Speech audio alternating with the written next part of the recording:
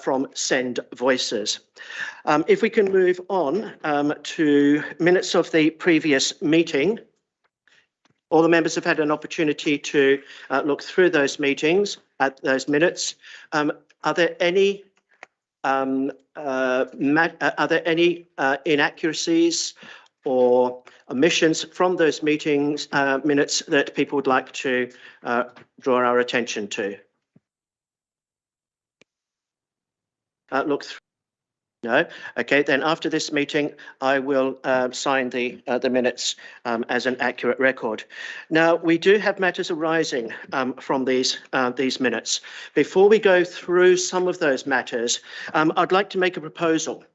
That we adopt a similar sort of approach to this, as is working very well with the Corporate Parenting Board. This is a proposal that prior to each meeting, our officers will go through the minutes, draw out action points, and give a little summary update, okay, on progress towards each of the action points, and that would be prepared, produced in the form of a table that would go out with the agenda pack. Okay. Does anybody have any comments or questions at all about that proposal? Okay, Neil, do we need to put that to a vote? Yes, please.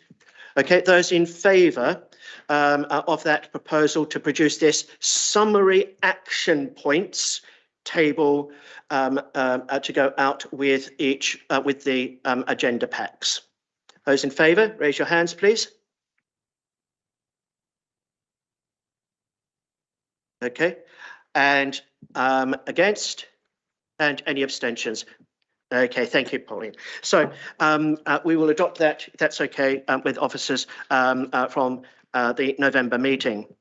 Now, from the 15th of June minutes, on page 7, in response to questions from Anne, a briefing note dated the 24th of June was circulated, providing details of homeschool transport. I hope that everybody received that. If not, okay, we will arrange for you to receive that. But it was sent out by email on the 24th of June. Okay. Page 8, Lucianne has tried again to fill the vacancies for the diocesan representatives.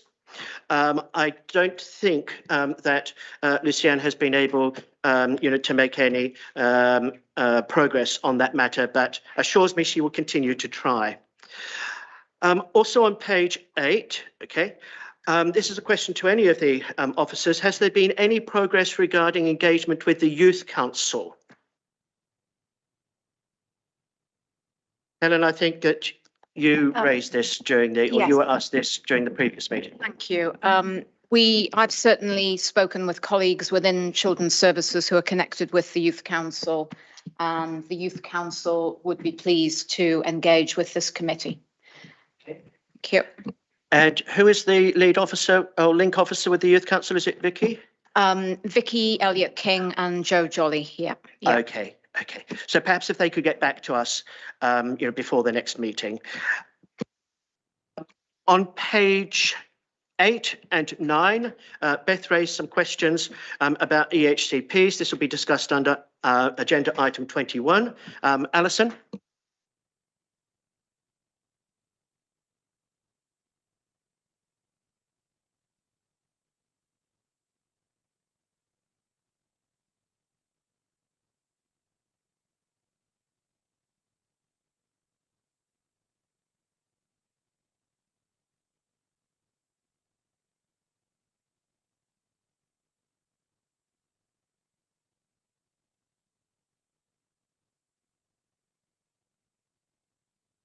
Yeah, thank you very much for that, Alison. Yeah, and I don't think that in any way rules out, a potential opportunity for members of this committee to meet with those care leavers at some time, okay, when they feel comfortable with this. Helen?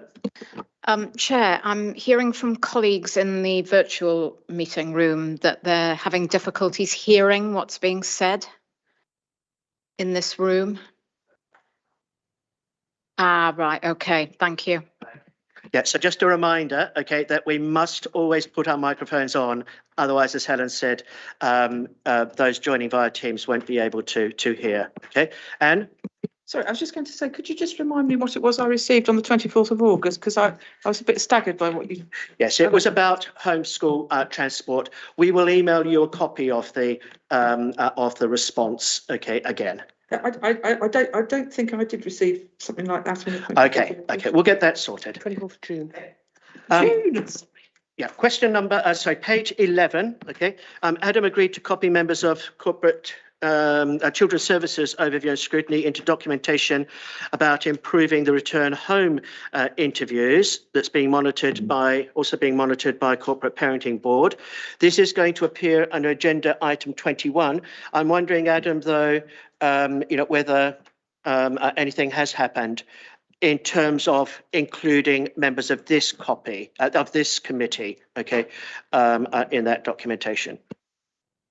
So we do have an action plan as part of our post Ofsted improvement plan, which we're still finalising in terms of those actions. So once that's concluded, we can do that. Thank you, Adam. Okay, on page 12, Helen, I wonder if you could give a very brief update on the bid for capital funding to DFE for to meet the needs of very complex children and young people. Thank you, Chair. Yes, we are still hoping to submit a bid. It's a competitive bidding round and there's no guarantee of success. Thank you. Thank you very much, Helen. Okay. On page 12, Helen proposed that separate information about unaccompanied asylum-seeking children be provided in part 2 sessions. I would like to propose that this take place in part 2 from November onwards. Do we need to vote at all on that, Neil? If everyone's happy with it, I think. Okay, any dissenting voices on that?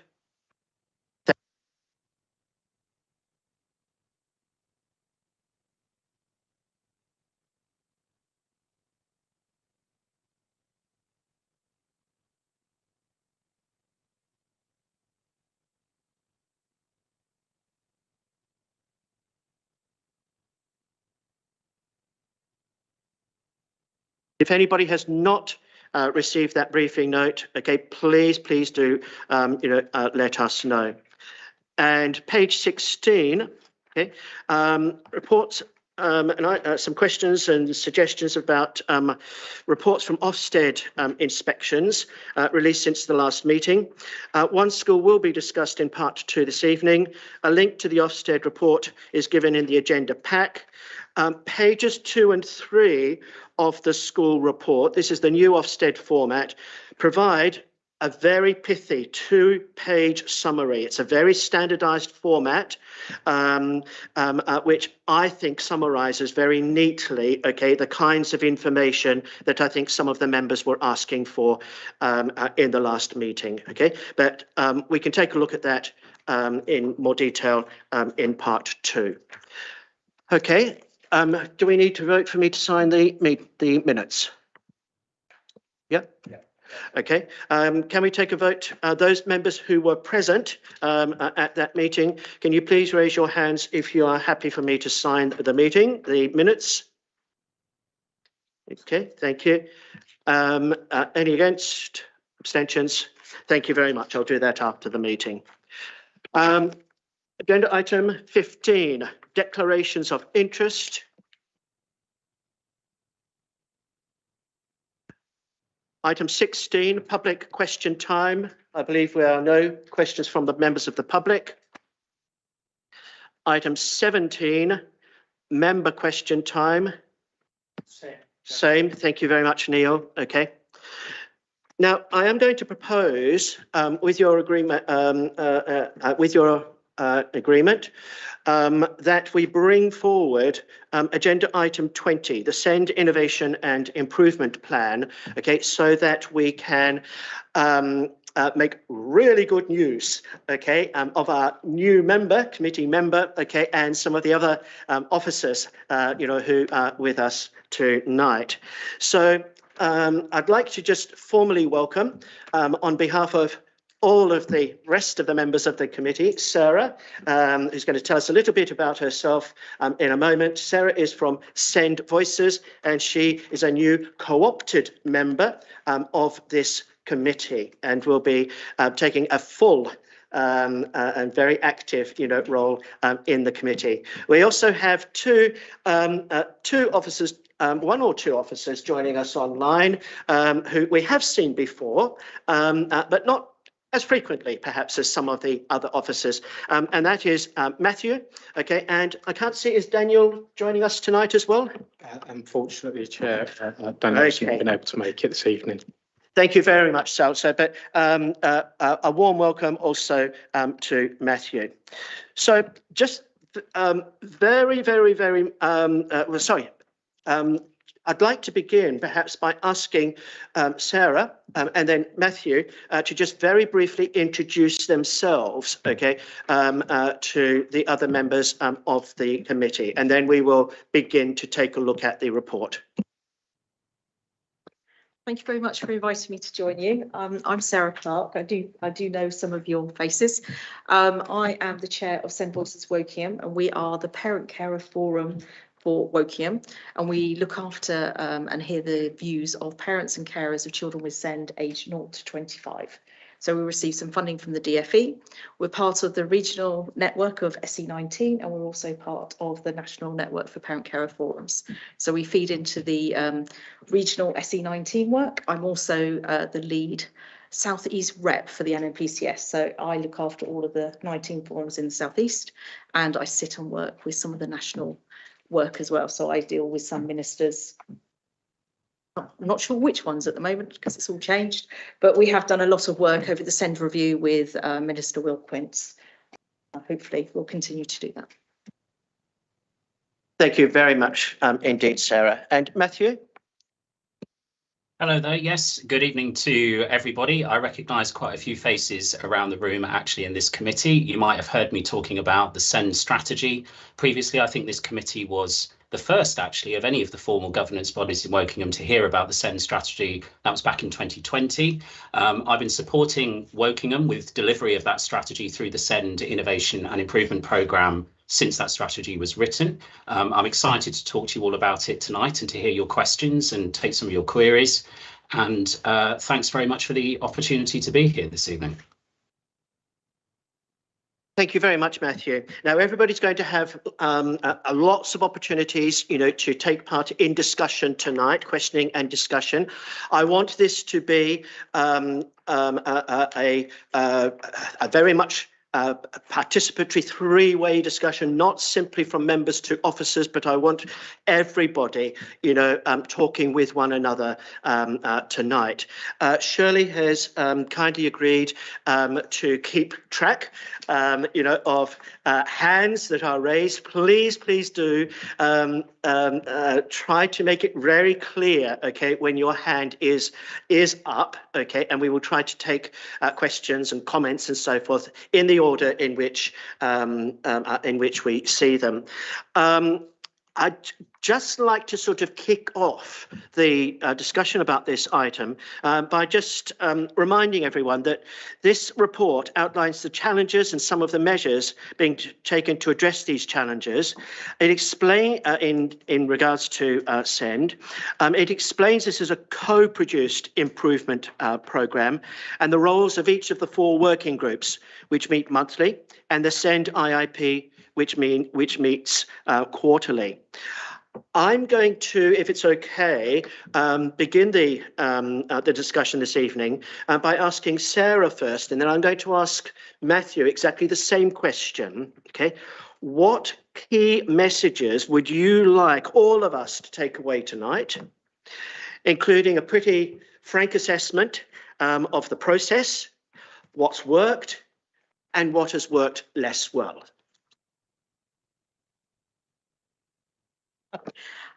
So a little bit of background. Send Voices Wokingham have been part of the original Ofsted inspection. So we were here for that. We've been part of the written statement of action, and we've been part of the APP and the ongoing work, and part of the SIB board, and also now the Send Improvement Board. There's been lots more co-production. Co-production didn't really happen prior to the written statement of action. I think that's probably a few nodding heads. Happened prior to that, but there has been lots of co-production since then. We now have a co-production group, which is also part of the improvement plan, which is looking at some of the paperwork and areas where we can look at doing greater depth co-production. Do you need me to explain about co-production? You did mention that earlier for those. Yes, so co-production is what we do as parent carer forums. We collate the views of families who are experiencing that lived experience of the services, and then we help feed that into what the work is ongoing within Wokingham and make sure those services meet the needs of the families and the young people that they're looking after. So, for example, there's been some excellent work around transport. There's been several issues around transport. We worked very closely with Dan and the CTU team and Matthew to ensure that there was a different process put in place. It's had a few teething problems last year, but this year we haven't received anywhere near the number of complaints. So normally we would get lots of very worried parents contacting us saying, when are they going to hear what's going on? And this year has been a lot smoother. So it's gone really, really well. There's a distinct marked improvement, and that has come from changing some of the letters, changing some of the processes, and also a lot more joint working within Wokingham. So the CTU team works separately to the SEND team, and they now have a transport panel, which we also sit on to discuss individual cases, which has worked really, really well. It's some of the best co-production we've actually seen in Wokingham. And before we bring Matthew in, and a question from Pauline, any things that worked less well, just by introduction? Less well, I would say, is obtaining clear lines of accountability. We have some really good implementation plans, but there has been a capacity issue for lots of officers, and actually working out who is accountable and timelines, I think, is probably the one we struggle with the most. Good, and I'm sure that we're going to probe that issue of accountability in a constructive manner, this evening. Pauline. Thank you. Yes, I wanted to ask about transport, because last year there were massive issues about things not working and parents not being told what was happening and children going into meltdown because things happened which they weren't expecting. You said there have been some issues this year. Can you tell me what those issues have been and how you've communicated any problems or any changes well in advance to parents? Well, we're not one of the officers, so I can't give you the full Wokingham officer viewpoint of transport. But this year the letters have gone out. Last year the service was completely recommissioned.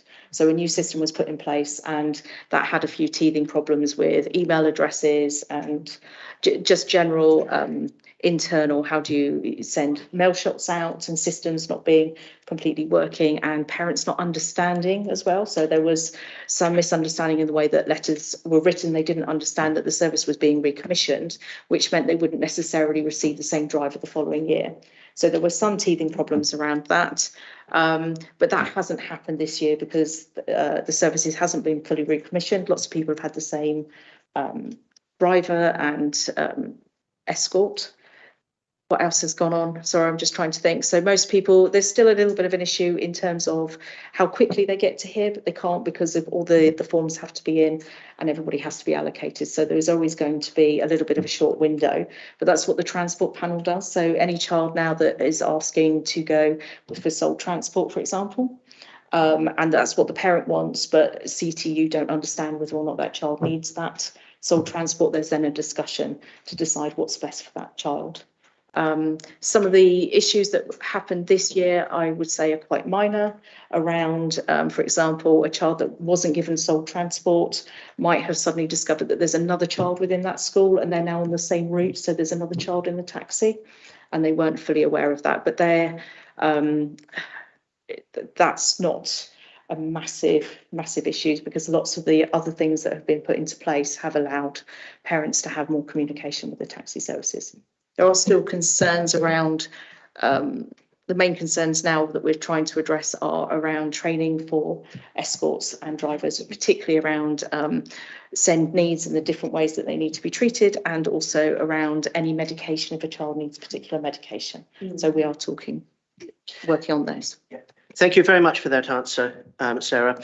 And just on the very last point, you mentioned that parents, have had a significant input, into helping to achieve some of the, the progress that's been made, recently. Does that include? Have the parents' voices also been heard with regards to train of escorts, medication, and so forth as well? Are you happy with that? Well, it's an ongoing piece of work. So the main thing was to get the systems in place first, which we have done. So Send Voices have run surveys, transport surveys, which we send out. It's also been part of our new annual survey that we're doing, but we're also now working on the next survey to send out to families, probably in the autumn too, so that families have had a chance to embed and actually we know what's going on. Thank you very much indeed. Okay. Matthew, can I just ask you the same question? What are some of the key messages that you'd like all of the members here tonight, to take away? Your assessment of the process, what you believe has worked well, and those things which might have worked less well. Thank you very much, Chair. That's an incredibly exciting question, and I could talk all night to that particular question, it has to be said. I think the biggest message I would give out is something to do with the fact that Send is everybody's business. It's everybody's business across all of the council. It will take the entire council to rally around the Send agenda in order to improve outcomes for children and young people with Send. That's because it's by far one of the most complicated areas of children's services and totally beyond the reach of just the Send team or the Send service in the council to actually deliver. It's going to take partnerships with health, with our school leaders, with social care, with the Parent Carer Forum. So getting that joint shared accountability for improving outcomes for children and young people with Send is of paramount importance. It's one of the most powerful and important and complicated things that the local authority can show leadership over. So that would be my overriding message. And I would say doing that is going to get more complicated because of the pressures on demand, the pressures on services, and a changing legislation and legislative landscape as well, new inspection frameworks and so on. So we're into some very challenging, difficult times ahead. And I just want to flag that for the committee, and all your support and your help to help us achieve that would be very, very welcome. In terms of things that have worked well, I think since the time that I've been supporting Wokingham, I've seen a very dramatic improvement journey, I would say, over 18 months to 2 years. I think Sarah has laid out exactly some of the examples in relation to that. I don't disagree with anything that Sarah said. I think she's absolutely spot on. I think we have all collectively worked hard to strengthen co-production, the effectiveness of that. I think there are some really good examples of where some aspects of service delivery have considerably improved from where they were when we had the written statement of action. So generally speaking, I would say overall, it's been an upward direction of travel in many, if not all areas that we should really be very proud of and owe a lot to Sarah, to her colleagues and to our partners as well, to helping to bring that all about. I can go into more details if the committee would like. In terms of what has worked less well, I would say that it's part of any improvement journey to go through some trial and error. There's probably things we've tried that haven't worked in the way that we wanted to or intended, but we had to try them to find out what not to do in some areas. And it's not so much what hasn't worked well, but an area where we've got so much more to do is around transitions to adulthood. I would pick that out. And I would say, actually, again, coming back to the local authority's remit and the local authority's responsibilities to its children, young people and their future, transitions to adulthood for children and young people with Send is a majorly complicated, important area. It's one where we have made progress, but frankly, not enough. We're going to have to do more in that space, not just for older children, but younger children as well, from early years to primary. And so that's going to be a major area of focus for us. So it's less about stuff we've done less well. It's just where there's so much more room to go. So, Chair, I hope that suffices as an answer to your question. I could talk on this all night, but I shan't. No, that's an excellent introduction, and I think that the improvement plan highlights the importance of prioritising or including, transitions at all ages, as part of this plan. So it's over now to members of the committee, to ask questions, to make comments. I'd also like to ask people to think about any recommendations that you feel this committee might wish to make to the executive on any of the matters that are raised tonight. I've already jotted down 2 that have come out of the discussion that Sarah and Matthew have raised, but I'm going to keep stum on those for the moment. So over to members for questions. Okay, Anne. Okay, thanks for answering my question about, thanks for answering my question about co-production. Who is on the IIP board and how are the participants selected? If I jump into this one, Matthew, or more than happy for you to as well. There's a number of partners that are engaged as part of the SEND IIP as the board. It includes colleagues from education, so from primary sector, secondary sector, special schools. There are colleagues from our health partners that are also engaged.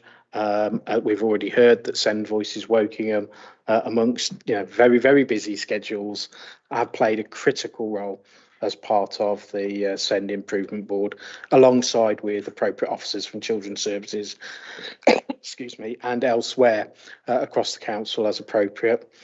In terms of how colleagues that have been identified to be on that board, when the board first started following the written statement of action, we requested of the various school federations, so the secondary federation, the primary school head teachers association, to put forward representatives. We specifically approached our special school colleagues to make sure that they had their involvement, as well as with CCG and health providers. And again, as I say, Send Voices Wokingham. The lead member for Children's Services has always had a place available as part of that board, and throughout the time of the board's existence, that has always been taken up, and the lead member has always been well represented. More than happy to, as written after the meeting, Chair, if it's helpful, we can provide a list of the names of those that are involved in the board. Oh, thanks very much. That's great. Thank you. Could I just jump in there? Sorry, Anne. Firstly, are there any gaps in your opinion, in terms of the board membership at the moment? Actually, there was a gap in my response. I should have said we also have voluntary and community sector engagement. So we have colleagues from the Me Too, Dingley's Promise, and other agencies as well. I think in terms of gaps, again, and I think it alludes somewhat to what Matthew was saying earlier about it being a much broader area of development and improvement than just those that are directly working with children and families.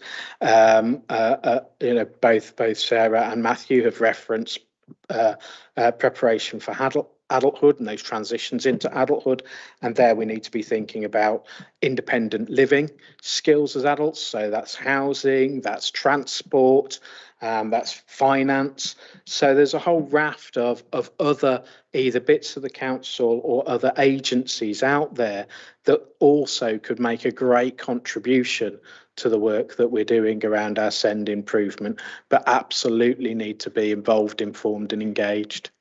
But not necessarily members of the board? Perhaps not necessarily, but in some instances, perhaps. I saw Sarah wanted to come in there as well. Sarah? I think it's important to add that as the scope of work has expanded, because transitions is broad and we've looked at transitions, different groups have spun out of it. So within those groups, for example, if you're looking at primary to secondary, it's also about getting head teachers from mainstream settings to come into those working groups. So although they might not necessarily sit on the Send IIP, within each working group, we do look at what the membership should be and invite the relevant people. So preparing for adulthood, we'd want to be also including adult social care and that transition as well. So it's also just trying to make sure that in each working group, we do have the relevant people around the table. And would you like to come back on any points specific to the composition of the board? No, I don't, thanks. That's given me an idea, I think. Thank Okay, another question, Anne? Um, I think one of the working groups is looking at sort of improving EHCPs. And I just wondered, is that a bit of an issue? Sort of getting an oversight of that when in academy schools for the. Bella? Again, I wouldn't say necessarily that the nature or the type of the school is an issue in relation to EHCPs. As in any area, there are challenges in terms of ensuring that we have the right provision to meet the needs. What we are keen not to do and endeavour not to do is just shoehorn children into inappropriate provision, and therefore the distinction between a local authority maintained provision or an academy provision isn't a distinction that we would make in those instances. Similarly, the distinction between mainstream school and special school, we will always seek to place children in the most appropriate provision that can meet their needs and their assessed needs. And So it sounds as if you have a lot of input to the EHCPs. I think I imagine that a lot of them will be written by the schools themselves. EHCPs are a plan that is written by contributions from a number of agencies. So there are education, so the schools will have an involvement. There is health, so where there are specific health needs or elements of health information that will inform those EHCPs, as well as social care. So where there is a social care need or additional requirements there. Again, Sarah earlier was talking about co-production. So parents and carers will also have an engagement in the development of their child's education, health and care plan. One of the roles that we play through our SEND team is around advising, coordinating and drawing some of that information together in terms of developing the plan and then being able to work with parents on issuing the plan, on consulting with appropriate schools and such like. So the plan isn't written by one organisation. It is and has always intended to be about the key agencies all informing, so there is a single view around what the needs are for that child and how they can be met in order to support their educational outcomes. What about a case where, say the child is dyslexic, so it's probably purely an educational matter? Does that still not just rest in the school, or is that not? Is that outside the scope of this anyway? Again, not all children with special educational needs or disability will have an EHCP. Some children will have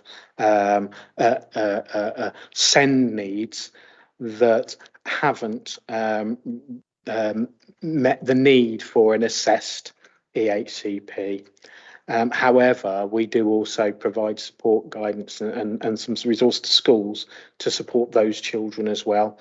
So there will be those children that do have difficulties that have an impact on their education and learning that might not qualify for EHCP or might not reach that assessment for EHCP, but it doesn't necessarily mean that there aren't things put in place in order to support those children. That does tend to be much more focused around the individual school and how the school can respond in those arenas. Sarah, I don't know whether you wanted to come in on that as well. Can I just say firstly, or before Sarah comes in, thank you very much for those questions. I think we do need tonight, though, to stay focused on the improvement plan, okay, rather than on very, very specific issues such as EHCPs. There is a working group, that is looking at EHCPs as a part of this plan. Okay, Sarah. Yes, that was what I was going to say, is actually that working group for plans is around a lot of the processes that have been and how it's been evolved. So prior to the written statement, things were a little bit wobbly. And there's been lots of processes. It's one of the things that Dan and Jenny have particularly worked on to get the processes in place so that times are done in a timely fashion and they meet the statutory guidance. So that group predominantly works on that basis, along with what's ordinarily available for schools and helping train Senkos on what the process is and when annual reviews are going to be done. Okay, Shirley. Thank you, Chair. Thank you, Sal. Yeah, I just wondered how much input into the plan have the SENDIAS team had? I noticed that their annual report is due out very soon, and last year they had 11%, an 11% increase in their casework, and I'm just kind of imagining that that's going to continue on an upward trajectory. And obviously they would have some valuable input, so I just wondered how they fit into this. I'll attempt to give some of the answer to that question. SENDIAS's role is very specifically around providing advice and guidance rather than specific contribution into plans. So SENDIAS will work with parents in order to best signpost and inform them in relation to their parental rights, or what's available to them, rather than get involved in individual children's plans. So from that perspective, SENDIAS won't necessarily inform or contribute to an individual's child's plan. However, what they might do is be working with parents and carers to let them know how they might go about requesting an assessment for an education, health and care plan. So it's about understanding the different role between the SEND team, other agencies and SENDIAS.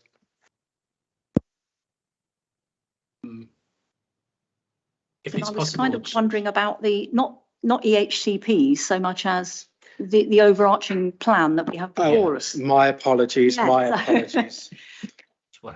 yeah, They have in this strategy. That was how I took the question also, although Sal's absolutely right in my view of the detail of specific child's plans. SENDIAS have been really involved actually in all levels and in all sorts of ways in the SEND improvement and innovation programme and the SEND strategy for that reason that gave rise to the programme. So Julie Monaghan, who heads that service, is a chair of one of the working groups. She chairs the second working group that Sarah just referred to a second ago that looks at things like EHCPs, but also the processes around them. She's also a very active member of the co-production task and finish group, and actually I think on every of the working groups I think SENDIAS is part and an active member, because we're very keen to make sure that SENDIAS's experiences of what it's like to actually try and support families to actually navigate an increasingly complicated system is absolutely embedded in our thinking about how we improve our policies and our processes and how we operate on the ground. Now, I'm not trying to pretend that it works perfectly and we've got everything joined up or mission done in that regard, but Julie's input and the input from her service has been extremely important and continues to be on a month-by-month basis as the programme moves forward. Sorry. I was just going to say that's good to know actually, because I've had some dealings on behalf of residents with the SENDIAS team and found their advice to be absolutely invaluable.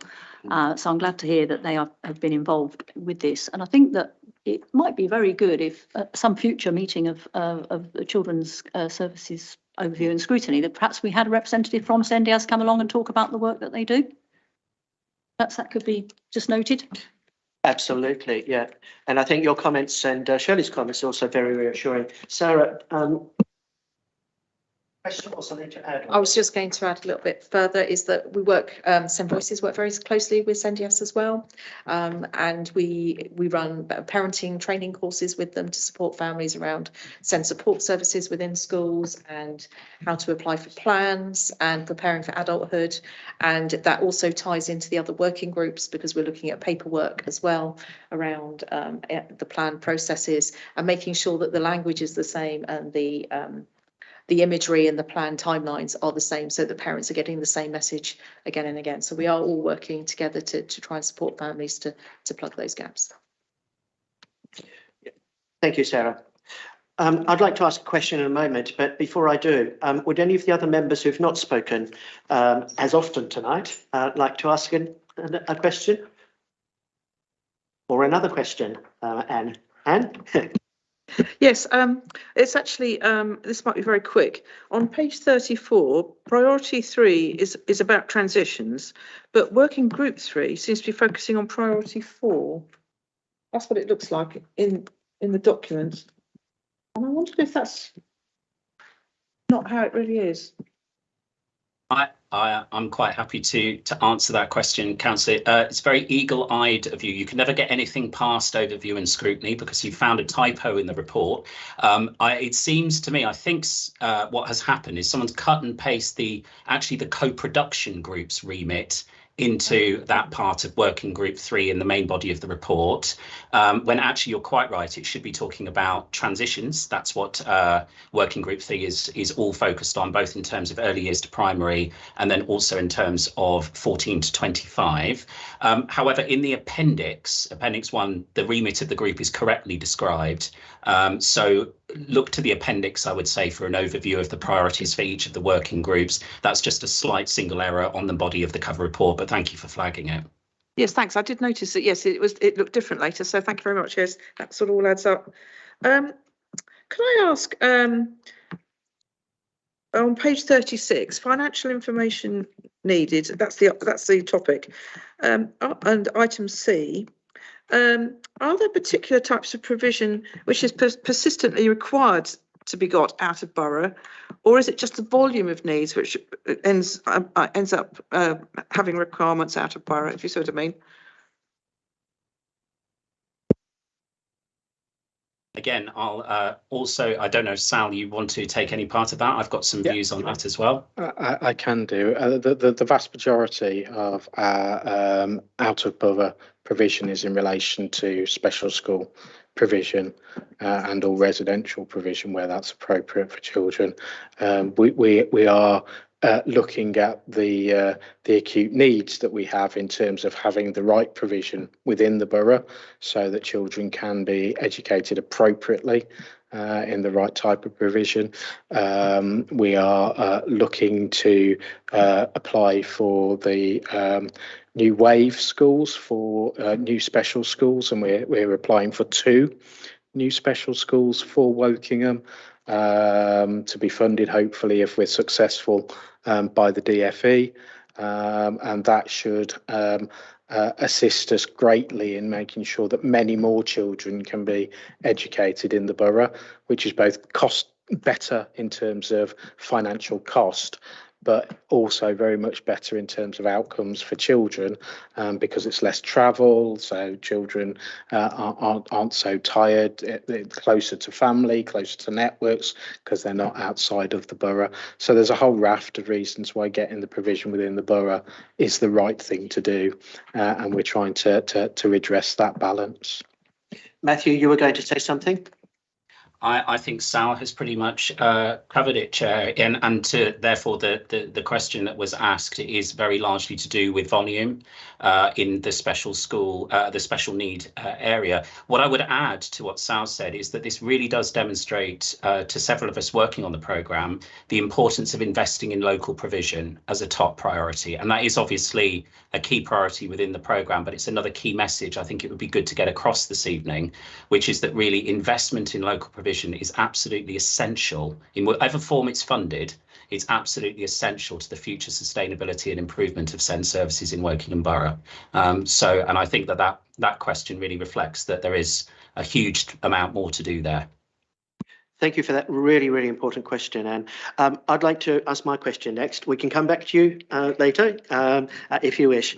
I'd like to ask a question about the Accelerated Progress Plan, which is relating to transitions of all ages. And I think a number of speakers tonight alluded to the importance, of a strong focus on transitions, in this improvement plan. My specific question is, what sort of data is expected in order to be able to demonstrate progress in this area of transitions? And are we confident that this is being collated in a robust and in a meaningful way? If I can start, Chair, and then I'll probably hand to Matthew as well. in terms of this question. Just as a point of clarification, the APP, so the Accelerated Progress Plan, specifically relates to transitions to adulthood, as it was a key element of the written statement of action. However, as you would expect of us, and certainly following the what's been said about the improvement board, is that we've been really clear that in Wokingham, actually one of the best ways to affect that is to think about transitions at every stage, thinking early, the decisions that are made and the support that's made at various earlier transition points also then inform what happens as children reach maturity. So just that as really as a point of clarification. In terms of the sorts of data that's needed, I think it's various. There isn't one kind of key data set. We are beginning to use much more readily the outcome of annual reviews with children. The timescales around transition of children that are going through that transition period from child services into adult social care services, or from children into adult. We're thinking about the learning disability health checks, access to employment data, supported employment data, training data, a whole raft of information sources that combined starts to build a picture of what is happening for children. What are those successful outcomes where it's happening for children as they progress into adulthood, and also by virtue of that identifying where is it that we can do more, where is it that we can do different. I don't know, Matthew, whether you want to add anything to that. Sal, I agree with all of that. I would say in terms of measuring success, and Chair, I think that was one of your key points behind your question. I think we're trying to use a lot of different types of data sets and sources to measure the success of the APP. So we have included in the plan, for example, commitments around how our annual reviews will be delivered, and will they be delivered within a certain time frame, and are they effective or not? And when we review them on an annual basis, are they of sufficient quality? So we have to develop some measures around that. There's specific things in there around learning disability health checks, so ensuring that health checks are delivered for children and young people with learning disabilities, as that can be really good in terms of flagging up early some sort of health related issues, so we can do an early intervention prevention approach. By the way, I would say on that as well, we've got a lot more to do, I think, in terms of the quality of the experience of those health checks from the feedback that we've received from parents via Sarah and other organisations. So it's not just about the quantity of metrics, it's also the quality of the experience that young people are having and that families are having through that. Obviously, uptake of things like training, further education, supported employment, all of these things are extremely important. And I would add to that, and Sarah can speak to this more fully, in terms of important work that Send Voices do amongst all of it, is surveys and gathering user feedback views on a number of different topics from families. They've recently delivered, and I won't steal Sarah's thunder on this because it's very impressive, they recently delivered a survey on a range of different topics that will help us with preparing for adulthood, the APP, and loads of other things besides, where they've got a massive uptake because their networks are so strong and their reach into the local community is so strong. We've got a massive data source there about what families feel about all of this and what we should prioritise from their perspective. And we have to show the government, the DFE, Ofsted, CQC and others what difference are we actually making to the lives of young people and families, and the kind of information that Sarah and her colleagues will bring into the APP is going to be very important in helping us to demonstrate that. So the answer, Chair, in short, is a whole range of different types of data, qualitative and quantitative, will be used to demonstrate what we do with the APP. Thank you, Sal and Matthew. Sarah, would you like to make any comments at all on this, or are there any questions that you would like to ask officers on this matter? Are there any particular points that you would like to draw to the attention and emphasise amongst your other member colleagues here tonight? I can talk a little bit about the survey. It's the first time we've run a local area SEND survey. So it covers social care, health, short breaks, transport, education and healthcare plans, annual reviews, SEND support. We've had 440 responses across the borough, which is the largest response we've had for a survey, which is really good. It's a broad cross-section across schools. We're collating it at the moment. It will go to our committee next week, and hopefully they'll agree that we can then share it. And if you'd like, we're happy to share it with this committee as well as our officers. It will go to the officers as well. There's lots of really interesting information in it. One of the things that we're very pleased about is that only a third of the applicants have said that they were actually members of our parent carer group, and actually all the messages are still the same. So we are actually really pleased that it's agreeing with what we have been pushing forward and saying. So it's really nice. I can't remember what your other questions were. Do you have any questions to officers tonight?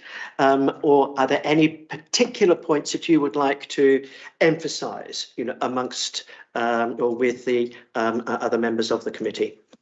I'm very lucky because I get to ask my questions in every meeting, and I can be prickly on occasions, I know. So although we have very good working relationships, we are a very challenging forum at the same time on occasions. I think it's well known. No, I don't have any particular questions to put forward, but I'm pleased that everyone's asked some very robust questions. Helen. Yes, Chair, I wonder if we could come in and say how impressive the work of Send Voices is and continues to be. And this will be a significant strand as we work towards preparation for the new inspection regime. I don't know if colleagues are aware, but Ofsted and CQC are bringing in a new formal SEND inspection regime from January 2023. And the views of parents, carers, and the views of children and young people and their lived experience in our schools and how they're supported is going to be fundamental in terms of this new inspection regime. In addition to that, we as a local authority will be involved in an annual engagement meeting purely about the needs of children and young people with special educational needs. I would imagine that Sarah will be key around that table in terms of how we engage with Ofsted and CQC and have NHS England and have those conversations about what we are doing to improve the life chances and outcomes for children in Wokingham. But I've worked in a number of local authorities and I've been very impressed with the work of Send Voices. Thank you. Thank you. And if we could make sure that that is noted in the very clearly, in the minutes, I would like to propose that we try to draw this particular agenda item to a close. It seems to me, okay, that there are potentially some areas in which we might wish to make some recommendations to the executive. I was very, very much taken by the phrase that I think it was Matthew used, that SEND is everybody's business in our council. And I would like whatever recommendations go to the executive to come with that strapline or preface, if as it were. It seems to me that we might wish to make recommendations around two areas. In particular, one area to the executive in particular, and that is to do with accountability.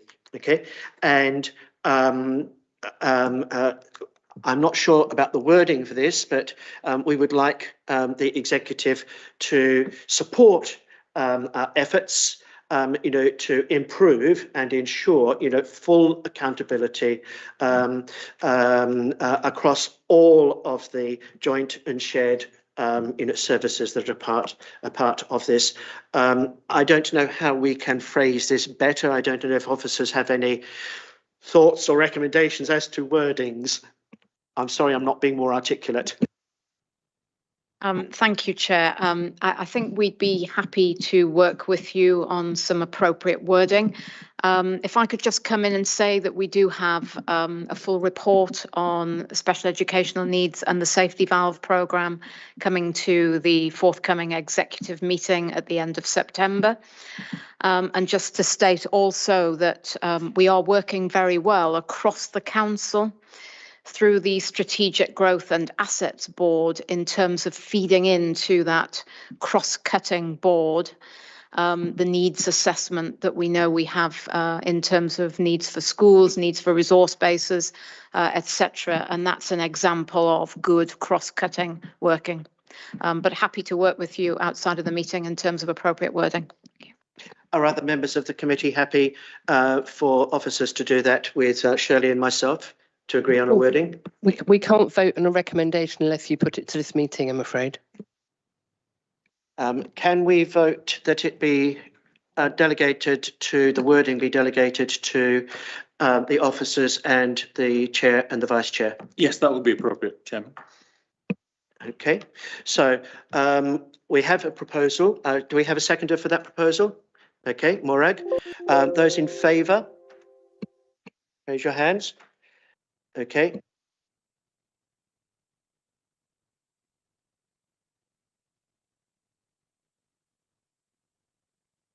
I don't think the co-opted member has a vote. Oh, okay. So just to clarify. I beg your pardon. So that's, we better take the vote again. Okay, I do apologise. Okay, so those in favour of delegating the composition, wording of this recommendation to officers and the chair and the vice chair. If you raise your hands if you're in favour. Okay, that's.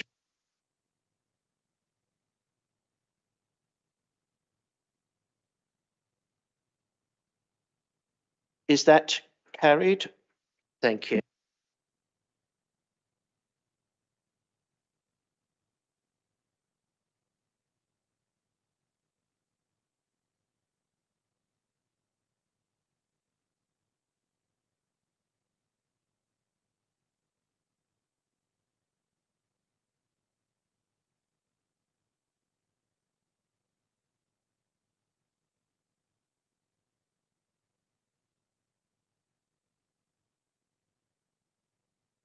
I hope that that will continue. Okay, so thank you for those who will be leaving the meeting now. If we can now go back to agenda item 18. This is the update from the executive member for Children's Services. I'm going to propose that the executive member spends no more than 5 minutes with a very brief report, and then that we take 10 minutes of questions. Any questions that people have outside or beyond 10 minutes, we will, and that have been submitted in advance, will receive written answers. Thank you. Hello, good evening, everybody. Oops, that's a bit nearer. That was a very interesting discussion you've just had. Subject close to my heart. So there's 3 things I wanted to talk about. I flagged them up to in advance for Andrew. I'm not proposing a sort of in-depth discussion, but more of a sort of scene setting of where we are. So they're all connected and interconnected. So the first one is a review of the budget process. So we have to set the budget for next year for Children's Services. We will not be in a position to really know what that budget will look like until January. And that is because there is so much going on and we really don't know what the world will look like by the time we get close to the budget. So there are some really unprecedented challenges, things that nobody, I think, in some ways could have foreseen. So when when the budget was set by council last year, the overall council budget, nobody really knew that we were going to be in for a long war with Ukraine, which would result in enormous numbers of Ukrainians coming to this country, bringing their children with them, needing the school places. We couldn't foresee the energy price rises that have come, or the consequent inflation that's hitting everybody. And those figures just seem to be getting worse and worse. And they're having an impact on our budget planning, as you can imagine. We've also got still the impact of COVID to consider and the impact on children of being locked down and so on, that some of those impacts are just becoming clear now. We've got some slightly unexpected problems not problems, that's the wrong way to say it, larger numbers of children in early years with special educational needs that are coming forward that is quite possibly related to COVID. We don't know. Not that they've had COVID, but that having COVID has affected their ability, their development, because they've been isolated and the normal networks haven't operated in the normal school settings and so on, and nursery settings. And we've got higher than ever numbers of unaccompanied asylum seeking children coming. In fact, we've just been notified that the figure that will be required to take under the national programme has gone up. So previously, I think we had 28 as our ceiling for the number that we had to accept in the borough, and that's going up to 40 or 41, which is a considerable increase. That figure adds on to our children in care figure. And so our number of unaccompanied asylum seeking children will be somewhere around a third of our children in care, which is quite an unbalanced proposition. So all those things are going on, and we do not know what support we will get from the government. And we won't know what the government is doing with its grants to councils until supposedly the 19th of December. Last year it was Christmas Eve, which is not a very good day to find that out. So we are quite worried about our ability as a council to manage, as all councils are, in what's being called by councils up and down the country an unprecedented year, for the pressure that is on council budgets through all those combination of factors. The budget will be discussed at corporate and community overview and scrutiny, and I'm sure then my next time that I will come here I will be able to update you on what thinking is in children's services. But I just wanted to flag up that it's really quite difficult, and that goes into the other two items I wanted to talk about. One is home to school transport. We've had a partial airing of some of those things. This year has been better in terms of process for parents and children than last year, but the budget is still hugely under pressure, and I don't think, in fact, in the entire time I've been a councillor, which is 22 years, we've ever had a home to school transport come in under budget. And it's not going to come into an under budget this year. We are doing everything we can to try and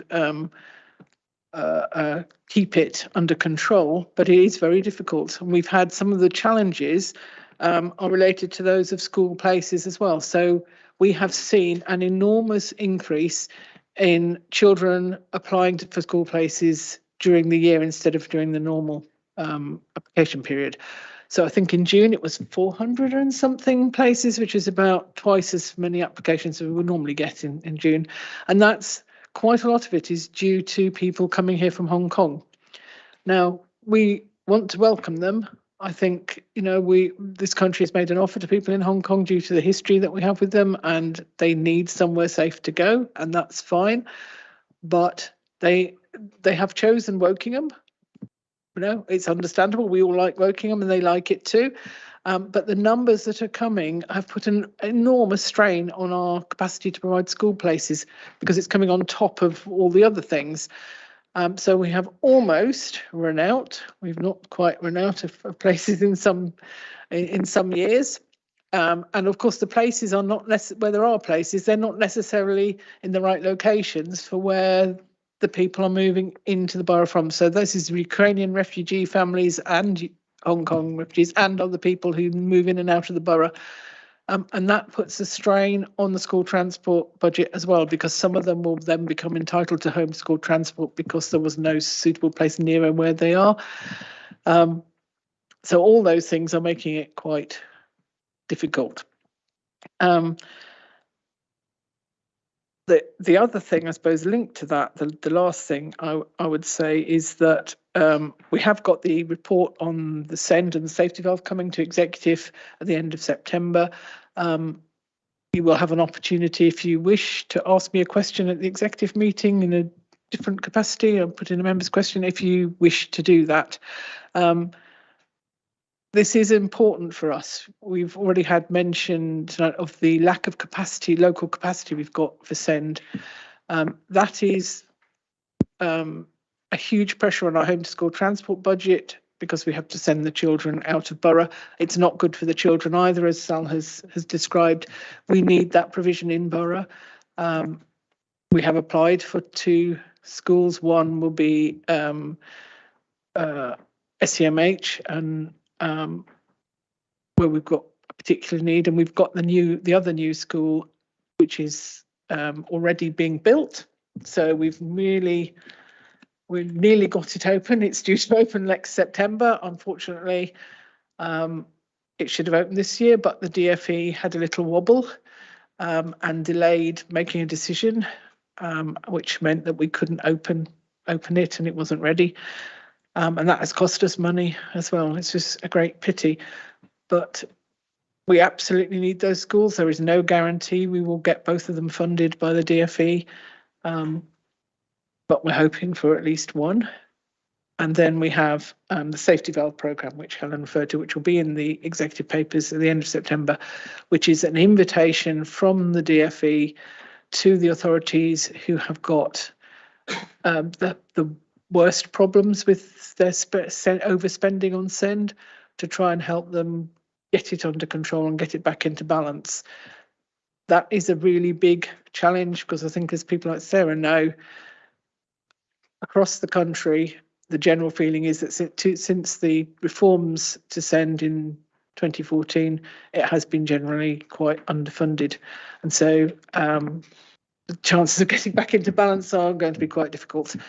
And that's all of that is without adding the other things about changes to what we're expected to do by government, so which I won't go into now because that would occupy some time. So it's not a very happy situation, but we are doing a lot of work. You'll see the papers tonight. The progress is being made in a lot of areas, and I would like to just put on record my thanks to all the officer team and all the people who've been working with them from outside, like SENDIAS and Send Voices and so on, to help us make the improvements that we need to make. And it hasn't been a quiet summer at all. So normally you'd expect August to be a bit quieter. It has been a mad period of activity. And I really do want to record my thanks to them for that. So that's all I've got to say. Yeah, thank you very much for that, Prue, and also for your invitation for members of this committee to ask questions about the SEND strategy when it comes to the executive in September. I hope that many of you will take up that that invitation. I haven't seen any hands go up yet. Okay, Pauline, Anne, and then myself.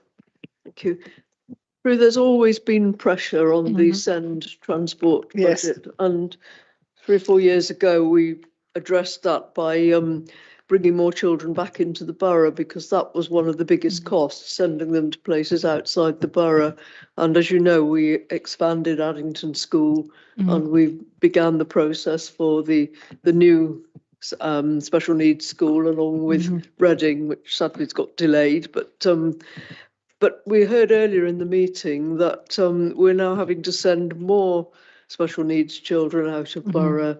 So can you elaborate a little bit more on what strategies you've got to bring more of the children back into the borough and try and get that budget under control? Because it does seem to me it's running away with itself again. It is. I mean, it's very difficult to bring children back into the borough if you've got no facilities that meet their needs in the borough. So yes, you are right, Addington School expanded, but Addington is now absolutely full to capacity. And we need to find more places. I'll let Helen possibly say something about that in a minute. So, and we've got plans for 2 more schools to try. If we can build more capacity in the borough, we can bring children back, but we can also perhaps meet more children's needs with resource units and that kind of thing associated with mainstream schools. So we're working very hard on that. To also reduce the need for children to travel further. But it is a long-term thing that's going to take a lot of hard work. And I think the last time this was looked at was in January 2019. I think that was the last time the executive looked at it. So the plans then were for the Addington expansion and the new school that is nearly built. But we already knew at that stage that we were on a trajectory that those two projects would not meet our needs. And actually the situation has got worse than envisaged then, that the rise is higher than we thought. I don't know if Helen wants to add, or Sal. Helen or something. Sal, would you like to add anything briefly to that? Just very briefly, that say that we do continue to work with Addington around additional places, spaces and expansion. We're looking at satellite units as to how best we can set those up under the auspices of Addington School. As Councillor Grace mentioned, we are continuing to review our resource bases, which are the settings within our mainstream schools that support children with SEND to access at least 70% of their school day within the mainstream setting, but have the space within a resource base for the rest of that time in order to support their needs. We're exploring the development of SEND units, which is in essence should be that space or that provision that is for those children where actually 70% of mainstream school would be too challenging for them in terms of their lived experience of the school day, but actually going into a full special school placement is also not appropriate. So trying to find that middle ground space between those two. So we're looking at developing that. The other things that we are doing as well is working with schools and settings on the continued development of what's known as ordinarily available and the graduated approach. So these are the things that can be undertaken within schools by some of our health services before the need for things like EHCPs and escalation in order to support children with SEND in their settings. So there is a raft of work that's going on at the moment around what can we do early on, as well as Prue says, the development of the longer term solutions in terms of building new schools within the borough to continue to meet need and therefore need to use less out of borough provision. I think it just needs to be recognised, Chair, that there may and will always be some need for very acute specialist placements that it wouldn't be cost effective for us to build within the borough. So we're never going to get to a position where we will not use out of borough provision, but it's about doing it appropriately. Yeah. Thank you for that question, Pauline. Is there anything else on that specific point that you would like to ask the executive member on this specific issue? I think that the only comment I would make is that the special units within schools, it does depend on the cooperation of our schools, most of which are now academies, especially the secondary schools. So to a degree, we're dependent upon their willingness to do it. So I don't think we can take that for granted. Yeah, I see some heads being nodded in agreement, with that. Anne. Yes, well, two things actually. One thing is, could you explain what ordinarily available means, please? Because I had meant to ask that earlier. So ordinarily available refers to certain elements of support that should be there as a matter of course. So some of the support services that we get in terms of therapies, speech and language, that support children or assist us in early identification that shouldn't require additional funding streams, i.e.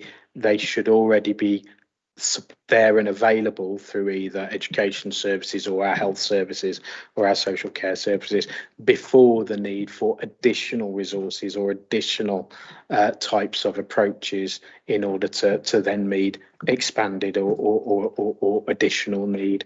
So that's what we mean by ordinarily available, and that graduated approach stems from that ordinary available, and then what are the additional steps that take place in terms of then meeting increased needs. Okay, and do you have a second question for the executive member? Well, I do. It's not related to that. I just wondered whether the issue with the high needs block funding has any bearing on the challenge that you're seeing ahead with that is what it is. Yes. So the funding for schools comes in the designated schools block, which is consists of, so somebody, an officer will tell me if I get this wrong, 4 blocks, I think it is, one of which is the high needs block, and that is where the vast majority of the special educational needs funding is, although I think not absolutely all of it. And in every year, that block has been overspent by a little bit because it was impossible not to, because you can't say, no, I can't give this provision to a child because I haven't got the money. You have to actually meet their need by law, so you can't reject them. It's been overspent every year. The overspending has been getting worse because the cost is going up more quickly than the budget has. The budget comes from government in the grant, then it's gone up, so the cumulative deficit will reach 14 point something million, 14.3, 14.4, yeah, by the end of this year. Which is clearly not a sustainable position, but that shows up in the schools block, and not so much in the. It's not visible really in the council bit, and it's that we have to get down, because technically, if you read previous year's medium-term financial plans, Graham Ebers writes his report at the beginning of the medium-term financial plan. He normally refers to the high needs block, and he refers to the fact that the government has traditionally had an expectation that the high needs block should be in balance in a sort of rolling 3-year thing. So if you've overspent 1 year, by the end of 3 years you expect to be back in balance, except they have never ever enforced it until now. And that's what they're coming. That's what the intervention, the safety valve intervention is about helping us bring that back to balance.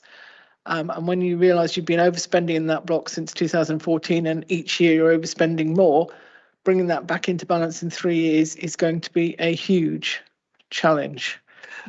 Okay, we do need to move on. Okay, and I think we've got time for one final question from Sarah.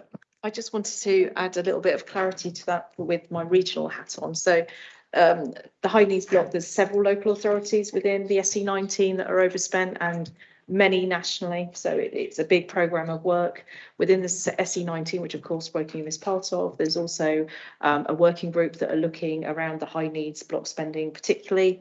There are things that are being looked at, for example, colleges will charge different local authorities different prices.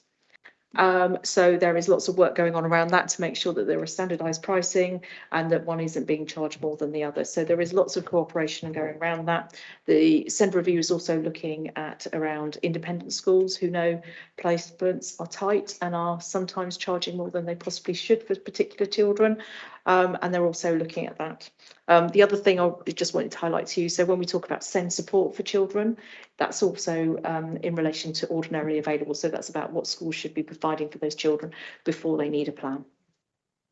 And quite often ordinarily available appears as OA in reports, which if you don't know what it is, you Thanks for that, Sarah. And Alison, I think you Okay, put your hand thanks. up. Prue, have we had Secretary of State sign off for the expansion of Bowhunt? I don't think so, but we're in a delicate situation. Right, Sal will just update you on the latest position. So currently, Bowhunt are on the cusp of submitting their application at the moment. So there isn't a ministerial sign-off at this point in time. So Bowhunt are about to submit their application formally to. And that's being supported by the Regional Schools Commissioner. Well, at the moment, it's got to go to the Regional Schools Commissioner. So once that's gone in, we haven't got that yet. As yet, it's imminent. I know it's imminent at this moment.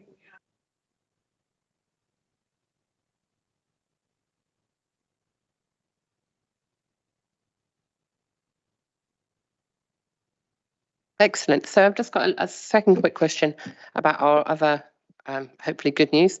So obviously Matthews Green Primary, I believe it's called St Cecilia's, didn't get the applications for last September, and I know did it open this week? And what I'm interested to know is, did you fill it with children from catchment, or are those children, as you referenced, all over the borough that need places?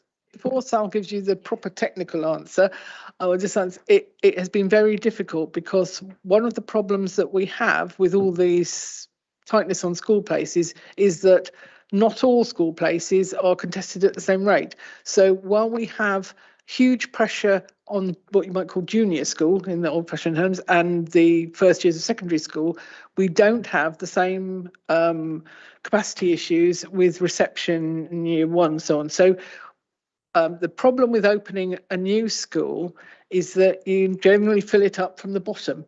And if 1 year at a time, that's what the traditional model is. If we had opened St Cecilia's on that model, we would have ended up with them having children which would have taken away children from other schools and unbalanced their budgets because they hadn't got enough children in their reception years. And that's been the problem with trying to open it now, in that you've got to find a way to open it that doesn't disadvantage another school and doesn't make it life too difficult for them. So Sal will now explain to you what has been done. I think Prue has explained it really, really well, actually, in terms of the knock-on impact of opening a school on neighbouring schools where there isn't the ongoing sufficiency need for school places. However, in saying that, we are currently in discussions with Keys Trust and with the DFE about the potential, and it is potential at this stage, to open St Cecilia's as a Key Stage 2 provision, so open it as a junior school rather than infant and junior, in order to assist us as a local authority in meeting our statutory responsibilities to find student places where we know that is the area, that Key Stage 2, that junior age range, where we currently have a bulge and a very, very limited amount of places available to us. So we're exploring that at the moment. Alison, would you like to ask a further question on that specific issue? Thank you very much.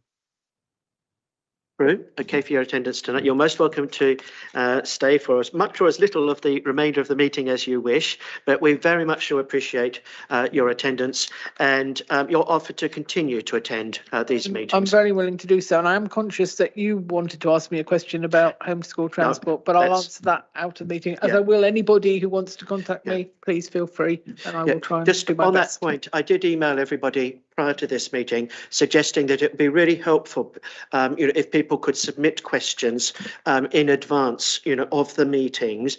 I know that it's a very narrow, tight frame in order to be able to do that, but and sometimes it's not possible, okay, but with respect to the questions submitted to the executive member, I think that they have agreed that any questions that are not dealt with, that have been pre-submitted, that not dealt with during the meeting, okay, will receive written answers. So if we can bear that in mind going forward. But thank you very much again, Prue. And thank you to any officers who've contributed to this agenda item who may wish to leave the meeting now. That takes us on to agenda item 19, which is the update on the Children's Services Strategy delivery 2021 to 24. Helen is going to be fielding questions. Sorry? I'll be very brief. Indeed. Okay. I think we have all read through the strategy. Okay. And I see this much more as an opportunity, to ask any questions. Please do also sort of bear in mind what I was saying before about trying to get a real dialogue, going, not just question, answer, but yeah. Thank you, Chair. And we've already had a discussion about special educational needs, which is a key part of the overarching strategy for children and young people. So I don't really wish to go through the whole report. I know that you will all have read and digested. There are possibly some acronyms that may need explaining. And I suppose happy to respond to any questions rather than take us through the detail. Hopefully it's pretty clear what we are seeing as the key priorities in terms of driving best outcomes for children and young people in the borough. So happy to take questions. Thank you. Thank you. I've not seen any hands raised yet. Okay, Anne, and then myself, and then Alison. So yes, sort of an easy question, as you were saying, acronyms. What are on page 27, strategic governance arrangements? what are DLT, SMT, and on page 27, what is AD, please? Okay, very briefly, DLT is the Directorate Leadership Team, which is comprises myself, Adam who's just come on stream, Sal, Rachel and Vicky. So we are the senior leadership team.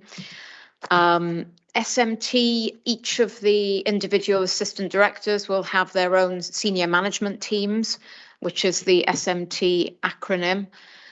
And I'm assuming the AD is assistant director. Yeah. So hopefully that answers that. Okay, and another question? Yes, actually, yes, sorry, I think it looks really good. Yeah. One thing that sort of I was slightly concerned about, but it might not be meant the way it came over to me. Page 20, climate emergency, it was saying to sort of, obviously to reduce using fossil fuels and things, you can shift to self-service and remote provision of services. But I wondered if that could form a barrier for some more vulnerable children or families, and also that sometimes there are problems which can only really be effectively be explained face to face. I just wondered how you sort of juggle those two. Thank you. And it may be that Adam wants to come in and add to this, and other colleagues. I suppose I'll start by saying we are very sensitive to the needs of families and children, and there will be absolutely some situations where a face-to-face conversation or a face-to-face meeting has to be the priority. So I think we're very careful and sensitive about how we do things and why we do things in different ways. So I don't know, Adam, if you would like to add to anything there. Thank you. I suppose to add really that the COVID brought us many challenges, but one of the things it did introduce was the use of, like me joining this meeting now, remote access and virtual meetings and so forth. Throughout COVID, we sustained and maintained a high level of real face-to-face visits to families, but we did find that some of our children that we work with, in particular our older looked after children, some of our care leavers actually preferred having visits this way or conversations this way, and it enabled us to carry on delivering that more frequently and doing it differently. And we have sustained some of that and maintained some of that, but we still do our preference now. Our only predominant way of working is face to face, but it has added that additional option, and that doesn't just mean video calls. It was the introduction of WhatsApp. We never had WhatsApp before as quite a simple addition really, but that was enabled to be rolled out on workers' phones, and it has been still on workers' phones, and that is also an additional medium that young people like to communicate with their workers via. Yes, can I just, I don't know whether I can put what I'm thinking of it into words, but if a family feels it needs help, does it have to sort of approach the council by submitting an online form, or can it speak to someone? It can do either. It can phone up. Often referrals are made by other professionals that may be working with the family, schools, health visitors. They can self-refer. They can phone up, have that conversation. So that channel of communication is still there. I would say this has added an additional channels of communication.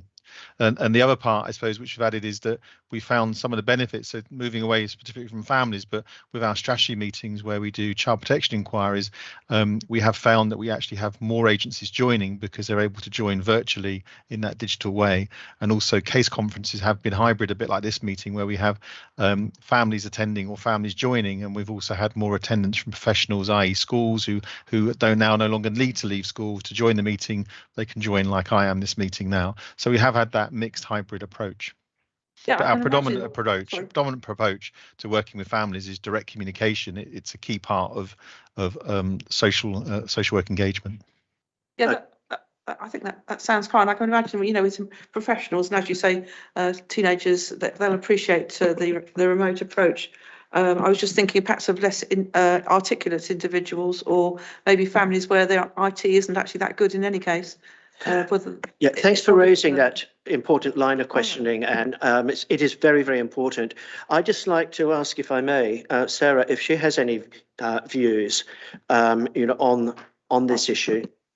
The hybrid meetings have been really good, as have the online ones. We are getting a lot more professional. So when you do plans and things and meetings, generally we're getting input from professionals that we ordinarily wouldn't have available, particularly health professionals who are overstretched. So, you know, meetings, and even for the SIB, sorry, Send IOP as it is now, you would get in, you know, when it was face to face, it would be difficult for people to give up a whole morning or a whole day. They'd lose their parking places, all that sort of thing. It was very difficult for them to attend, but we get a lot more attendance now at the meetings and much more regularly. So it's been really useful to be able to have hybrid meetings. Yes, I can appreciate that. It's not really the professionals I'm thinking of. Well, the children as well. So the SEND children particularly find face-to-face meetings quite difficult. So they will often do, they like to be able to see the professional that they're talking to, but they don't necessarily want to be seen by the professional. So WhatsApp can work out really well because they can hide themselves on the screen.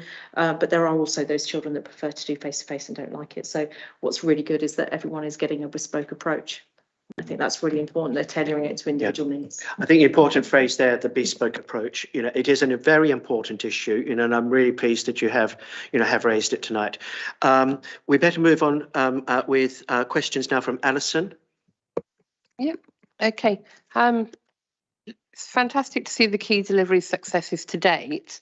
Really pleased that we've made such progress for all of those. So looking on page 21 at the 5 strategic priorities, which one do you think is the most challenging, Helen? The one that worries you about how we're going to achieve it? That's a very hard question. I think Prue was very articulate earlier about the level of challenge that we have. We are in unprecedented times. We're seeing a rise in demand. We're seeing a rise in complexity. We're experiencing, as you've heard, huge pressures on school places. Families want their children to be educated in Wokingham. And people, you know, with the number of children that we're seeing from abroad coming in, because the schools here are performing very, very well. I think there's a lot to be very encouraged by in terms of the progress we are making. But I would have to caveat the progress that we're making by some of these very real challenges that we have currently. I think we've got a very effective team of, you know, the workforce is very, very good in Wokingham, and we're trying to drive improvement. We're working better with schools. We have the Borough Education Partnership, which is a very good vehicle for that very positive partnership engagement with schools. So there's much to be encouraged by, but there are also some very significant challenges that I think we've spoken about through this meeting. I'm not trying to avoid the question, but I think we have a number of priorities, but challenges. Yeah, don't know if Prue wants to come in. Yeah, I do want to comment about one thing which we haven't talked about, which is an equal challenge, which is actually retaining the workforce. Recruitment of social workers particularly is very, very, very difficult. The council is doing everything it can to make Wokingham an attractive place for social workers to work. And that isn't all about money. It's actually about the caseloads that we give them, the support we give them, the opportunities we give them for professional development, and you know, all those kind of things.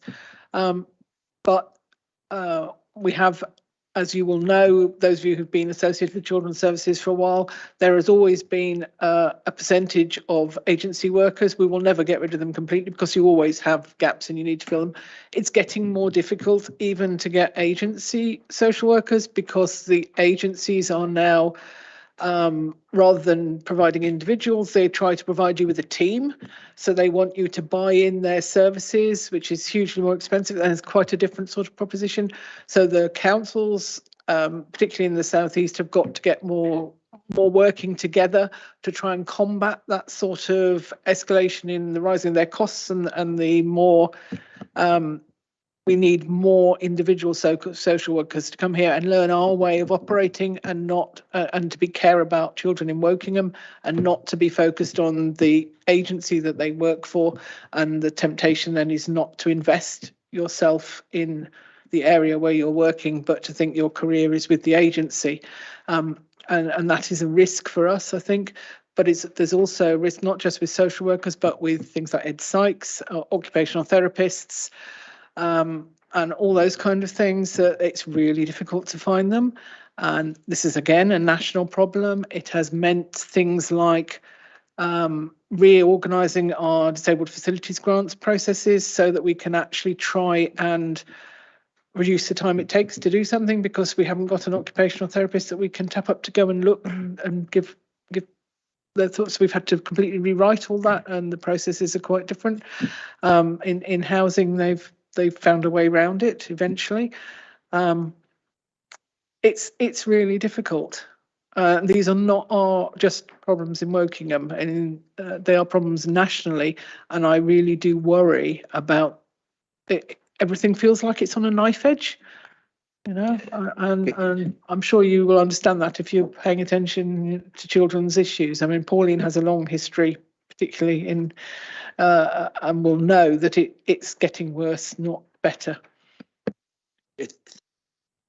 Back to you in a moment, Alison, but Adam, you wish to add something? No, it was just agreeing about the point made earlier about we're only as good as our staff, and our workers are key to our ability to deliver our strategy and meet the needs of our residents in the borough. And that part around that balance point around the number of permanent staff and challenges and interims, whilst the quality delivery is the same whether it's an interim or permanent, but we have seen an increase in our interim staff from a number where it got down to a low number previously, and it has increased. But this isn't just our challenge; it's a challenge across the southeast, across Berkshire. We're all chasing the same just staff. To make one thing clear, Helen is actually technically an interim, but I do not class her in that thing. We're very lucky to have her. I think she's doing an excellent job. It's not quite the same as the other agency staff. So I wouldn't like you to think that I was lumping her in with anybody who wasn't invested in Wokingham. I have seen her fully invested in Wokingham and doing everything she can. The same as Adam and Sal and all the other officers that we have. They have been working their socks off to try and not just drive improvement, to keep the ship afloat sometimes in really challenging circumstances. Thank you for making that important observation. Alison, do you have any other questions on this specific No, just to issue? simply come back. So clearly, Helen's strategic priority 4 is your greatest challenge, because without that, you can't achieve the other 4, can you? Yes. And Prue, I'm sure we are absolutely. all paying attention, but thank you for the reminder. Yeah, Shirley. Yeah, thank you. Yeah, I've got a couple of questions. One is about on page 19, you've got the list of the focuses improving outcomes for children and young people, and I kind of think that there's one that's kind of missing here. You've got number 10, which is have parents with mental health needs, and I think that needs to be broadened out with has parents or siblings with mental or disabilities or physical illnesses or something, because from my own experience, having had a very severely disabled husband when my children were growing up, it really did impinge on them. And it wasn't that they were young carers, that's a different category. It was more that it impinged on their social interaction with other children. They didn't, my son particularly did not like other boys coming home from school because he felt very awkward with his dad being so disabled. And I think that I know people who've got siblings who are profoundly disabled, and it does really impinge on their lives in all sorts of ways. And so I think that's something that's kind of missing from this list and perhaps needs to be put in there. Thank you. Note the comment, and we'll take that further. Yeah. And I've got a couple of others, if I may. In the which page it was on now, but there's somewhere where we list successes that some so far, and one of them was this the Wokingham Emotional Wellbeing Hub, which obviously is a great idea, and there are MHST participating schools listed, and I just wondered how many more of those schools might be coming on stream, and are there plans for others? Because I noticed being a Woodley councillor, at the moment we only have one in Woodley, and we don't have a secondary in Woodley, just one. So I just wondered how many more of those might be coming on stream. If I can respond in respect of the mental health in schools teams, that's part of a national programme, and it was a pilot programme, and Wokingham was successful in putting forward for one team, and therefore it could only work with a specified number of schools. We're waiting to see whether there is going to be further rollout of the programme nationally. We would like to see that, because we would love to be able to roll the programme out across all of the schools within the borough. However, at the moment, there's been no further indications nationally about the ongoing rollout from the programme. Unfortunately, there aren't any further resources at the moment in order to set up individual teams, because part of the premise of having mental health support teams in schools is that those practitioners also undertake a university course, and there are set universities that offer that course, and the numbers that can access them are capped nationally. So unfortunately, we're not even able to send additional staff to get the training in order to create that. So we have to wait until the further outcome of the national programme. Is that something that we could be lobbying government about, in terms of getting more funding for this and broadening this out? Because it does seem to me that this is a really excellent programme, and we're getting more and more children, and younger children, who are suffering mental health issues and so forth. And it's a huge concern, isn't it? Absolutely. Any lobby or support around the provision of those existing resources that might support programmes like the mental health in schools teams would be very welcome. I note that Chair, that Sarah wanted to come in as well. Just wanted, with the regional hat on, to let you know that we're actually very lucky in Wokingham, because the courses are run by a specialism in autism, whereas in other areas in the SE19 they're trained by other universities that don't allow the trained, I can't remember what they call them now, the officers that get trained that work with the children, can't work with children with autism because they've got a diagnosis. So we're actually really lucky that we get that doubling up here. So, Just the one other final thing to note on the Wokingham scheme is that we're quite unusual in that nationally we're one of the very few teams that is managed from within the local authority and within children's services. Elsewhere in the country, the teams tend to be managed from within health services. So again, it was about trialling out different approaches to the way in which the programme could come out, and Wokingham was successful in saying, well, actually try a local authority-led model working in partnership with health and schools, and that's what's been put forward, and I think that's been part of what's enabled the success.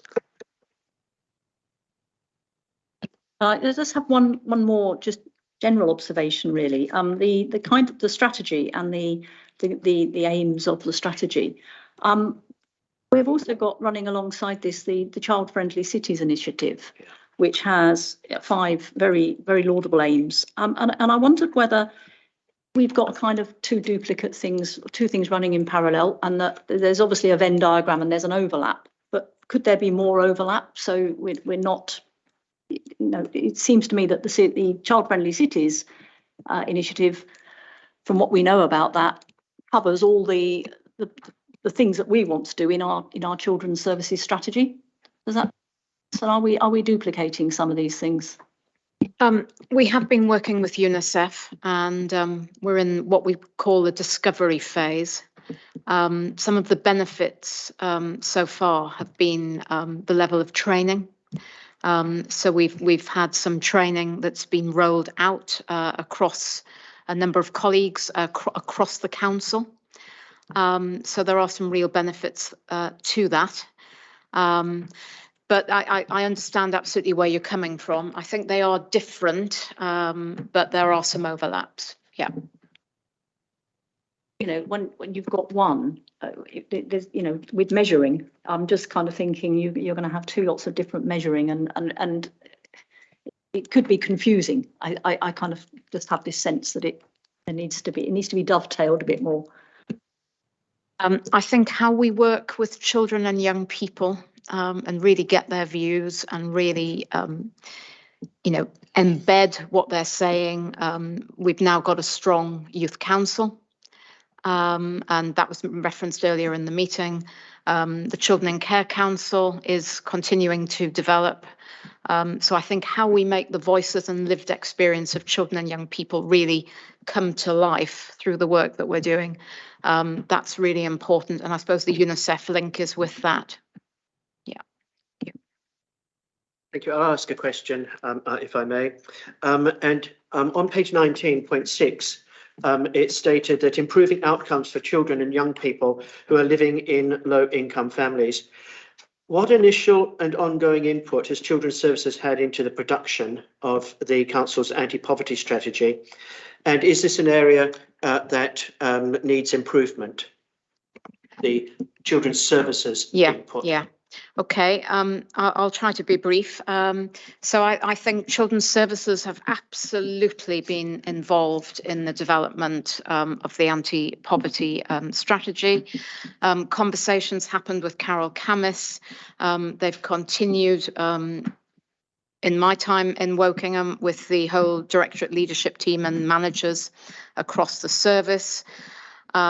We have engaged also with the Borough Education Partnership in terms of introducing the anti-poverty strategy to school leaders.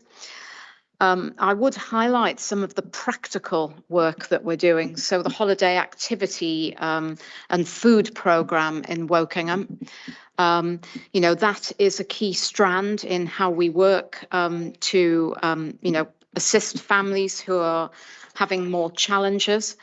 This summer, we've had a very significant holiday activity and food programme.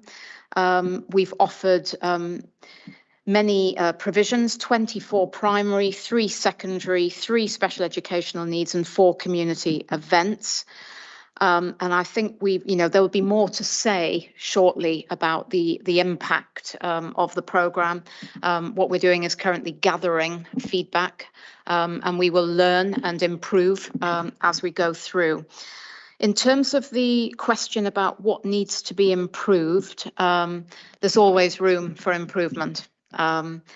And I think, the challenges that we've got around inflation, energy costs, etc., and how we continue to support the most vulnerable households is going to be really, really significant for us.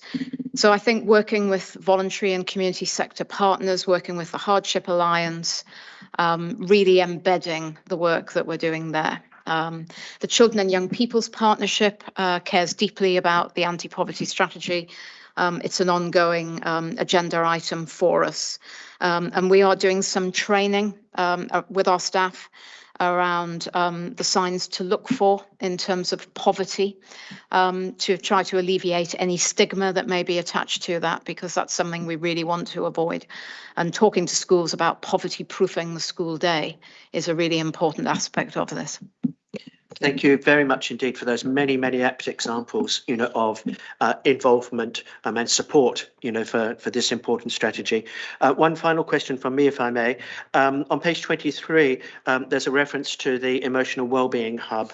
I'm wondering if you could perhaps someone could perhaps give a brief update on this. Thank you, Chair. I'll try to be brief. So this goes back to October 2019, when there was a review of the Wokingham Emotional Health and Wellbeing Offer for Children and Young People. And that was led by the Commissioning Service. A number of things have developed since then.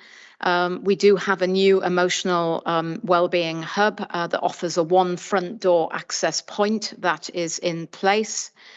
It's for children and young people with mild to moderate mental health needs, and it does offer information, advice and access to further support. There is a route into the mental health support team that's already been offered, referenced earlier. We've also got a forum, which is the Emotional Wellbeing Forum. So what we're doing there is we're bringing local professionals who've got mental health expertise together on a weekly basis. That's a professional to professional support and a place for really development, looking at examples of practice, how to support children and young people. We've got core members of the forum, including our educational psychology service. We've got an emotional health and wellbeing practitioner, and we've got senior CAMS clinicians also feeding into that.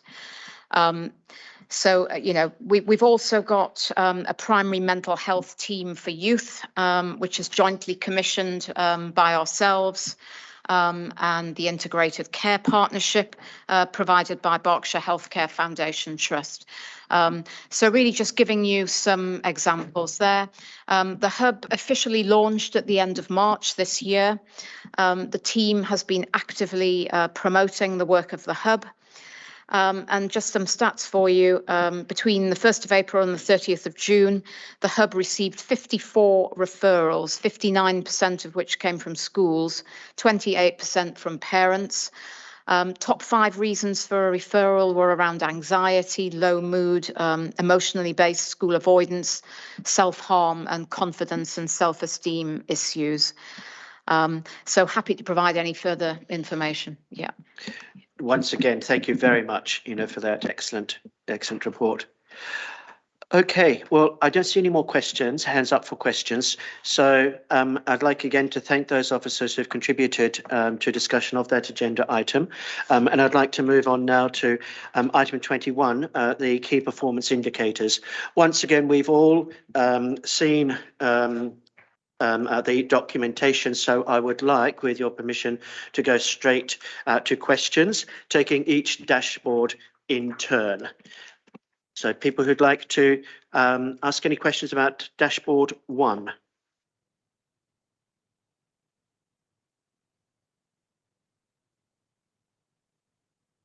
No.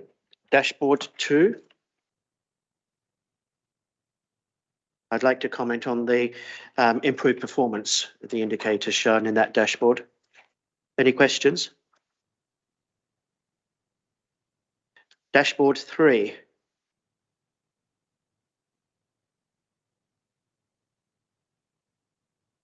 Dashboard 4. May I ask a question on any initial thoughts on the challenges in completing a higher proportion of child protection visits within 10 days? Adam, is that your area? Could you just repeat that question? So just so I'm clear on what the question is, just so I'm clear on what you're asking. Sorry. Yeah. Any thoughts on the challenges in completing a higher proportion of child protection visits within 10 days? So this is around increasing the number from the 74% that we're currently showing for this quarter. Is that the focus there? Yes. Yeah, so it's an area that we're often looking at across the different cohorts of children, whether that's children need looked after in child protection, in terms of what the visit activity is. And often there can be some issues with recording of that as well. So we often check that in terms of ensuring all visits are recorded. But it is an area of constant focus in terms of trying to drive that and lift it. And we also have other data where we look at those that are completed in 15 days to look at that gap between those and see whether that then improves or increases the success rate of the percentage that's recorded there. Okay, would anyone else like to ask any questions on that issue, that dashboard, or Adam's response? No, thank you. Dashboard 5.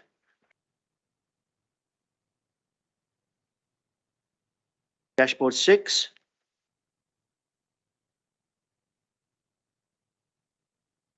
Dashboard 7.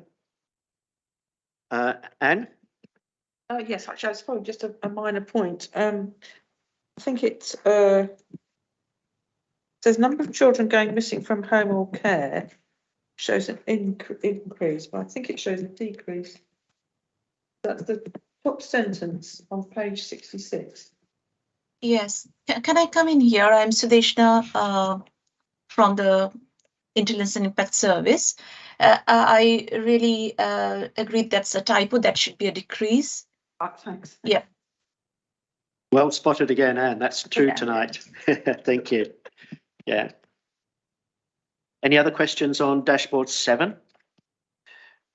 Now, we actually had quite a lengthy discussion about some of the matters in dashboard 8 to do with the children's services workforce. Does anybody have any further specific questions at all or comments on this matter? We did have quite extensive discussion, I felt, earlier. Okay, well, thank you very much indeed, to everybody, all the officers who participated in producing that that section of our report. Thank you. Moving on now, agenda item 22, the forward programme.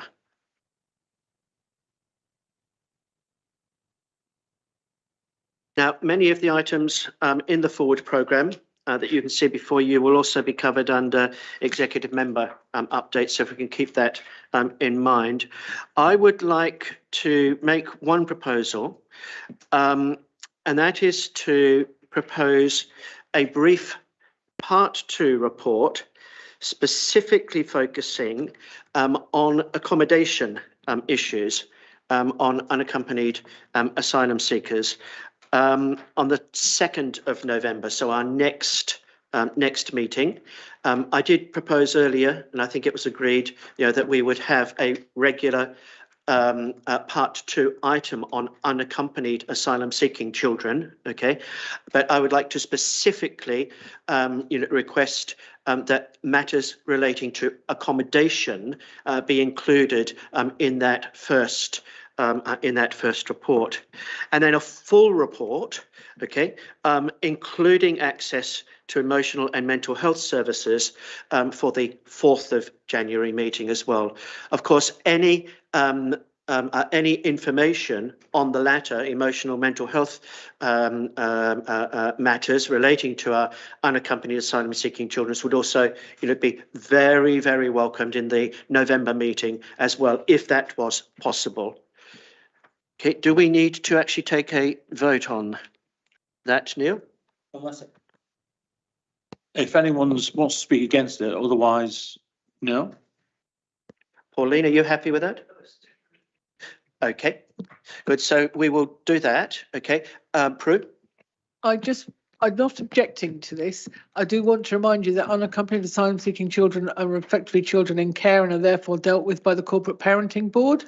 So Okay. The information that you can have here is fine, but the main focus of work with unaccompanied asylum seeking children should be with the Corporate Parenting Board. So I know Adam's got his hand up. So we have to just be careful about where the crossover comes. That's all. Okay, if we can just be very cognizant of that. Yeah, Adam? Chair, I believe we suggested before that we did recently for the Corporate Parenting Board, we provided quite a detailed report looking at the context and how young people that are unaccompanied asylum seeking arrive in our care. And we did that report for the Corporate Parenting Board. And I believe what we were proposing was that we would update that, because it does include data in it, that we would update that and bring it to this meeting, potentially for that date you suggested, the earlier one, with that summary, because that will provide the overview, because I think it provides the narrative around how young people arrive in our care. Okay, I'm afraid I haven't quite understood what was being suggested. So we presented a report to Corporate Parenting Board at the last meeting, which you're a member of, which gave a summary of unaccompanied asylum seeking children and their journey into our care. And it's whether you'd want that report to come to this forum so that people understand their context and journey. I think that would be very helpful, wouldn't it? Okay, so not a new or additional report, but again, to come as a Part 2 item. Yeah. For November. Yeah. Thank you very much. Pauline? Yeah, thank you. It used to be a standing item, but it seems to have drifted off into thin air on this particular forward programme. Every session, we had a brief summary of all of the Ofsted reports that had taken place since the last meeting. It wasn't the full Ofsted report, that'd be a waste of paper, but we had an executive summary, the strengths and the development areas. It was basically just a cut and paste job. And I personally found that extremely helpful, and I think a lot of other people did as well. But it seems to have drifted off. So could we put it back on, please? I'm assuming it wasn't on, or I did assume it wasn't on today's, because there'd been no Ofsted inspection since the last. No, it's not about schools causing concern. It's any Ofsted inspection that has happened since the last meeting.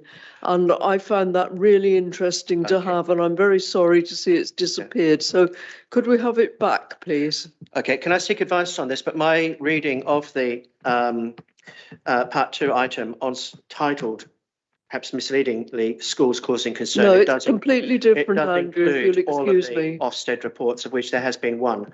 No, since can our I last come meeting. back, because you've got the wrong end of the stick there, with great respect. It's not about schools causing concern. Some of the Ofsted inspections came up with the answer of good or outstanding, and it was nice to read.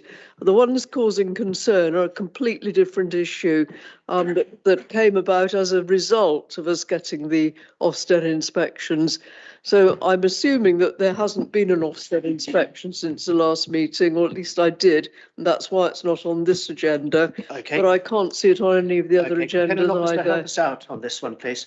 Yes, Chair, I'm wondering whether something pragmatic would be, as part of part 1, that we provide links to the Ofsted reports that are in the Excuse me, public Chairman, domain. a link is not good enough. And we need it printed on the paper that we can I'm read. sorry, Pauline, We haven't but got time you're- to you're look right. at links. I beg Officers your don't have pardon, time but to we cut and have paste things that people could find for themselves by following the link. It's just one step too far. I'm going to go to Alison in a moment. Okay. I did mention right at the beginning of the meeting that the new Ofsted reporting format, includes a very pithy 2-page summary overview. They always did. They always did. And I think that would answer. It would be replicated to ask officers, to try to summarise that further. Would be a duplication If I could of come effort. back, Andrew, So I think to wrap this up, this issue, I noticed something which is Yeah, very but important. that was to you. precisely what I said. Okay. I would like to propose that we take a vote on this, on whether or not, we should request that Ofsted reports, be further summarised, by officers. Very mindful, but that's not what you're asking for? No, it's not. Okay. I'm not asking any officer to do any work whatsoever, because I believe they've got enough to do. What I'm asking is for a simple cut and paste from the Ofsted report of A, the executive summary, B, the strengths, and C, the areas for development. Nobody needs to write anything. It's all there. But I don't want to be directed to a link, because I don't have time to read things on links, to be quite frank, and I want it in the report. Thank you for clarifying that. May I put forward some words for the resolution then, that we request that the executive summary, the strengths and development areas from any Ofsteds that have happened since the last meeting are printed in the agendas.